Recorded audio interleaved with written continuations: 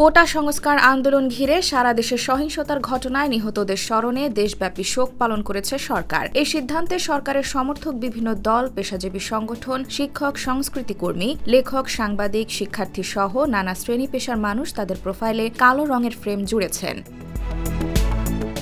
অন্যদিকে সরকারের শোক পালনকে প্রহসন উল্লেখ করে এই কর্মসূচি প্রত্যাখ্যান করেন বৈষম্য বিরোধী ছাত্র আন্দোলনের সমন্বয়ক মাহিন সরকার। মঙ্গলবার দেওয়া এক বার্তায় তিনি সরকারের কর্মসূচি প্রত্যাখ্যান করে নিহত ব্যক্তিদের স্মরণ ও নির্যাতনের প্রতিবাদে একক বা ঐক্যবদ্ধভাবে চোখে মুখে লাল কাপড় বেঁধে ছবি তুলে তা অনলাইনে প্রচার কর্মসূচি দেন। এরই অংশ হিসেবে অসংখ্য মানুষ তাদের প্রোফাইলে লাল রঙের ছবি দিয়েছেন। অনেকে আবার ছবি না দিয়ে প্রোফাইল পিকচারে লাল রং দিয়ে সংহতি প্রকাশ করেছেন।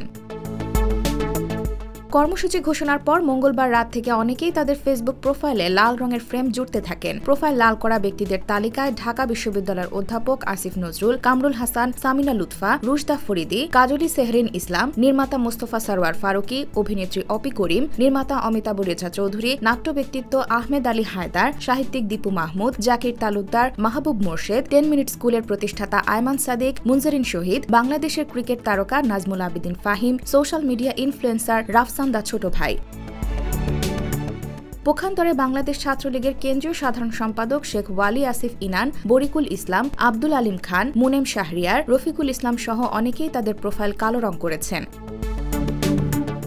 এদিকে প্রোফাইলে লাল কালো নিয়ে অনলাইনে তর্কযুদ্ধে জড়িয়ে পড়তে দেখা গেছে অনেক ফেসবুক ব্যবহারকারীদের। নিজ নিজ মতকে তুলে ধরে পাল্টাপাল্টি যুক্তিতর্কের পাশাপাশি আনফ্রেন্ড আনফলো করার প্রবণতা দেখা গেছে দিনব্যাপী।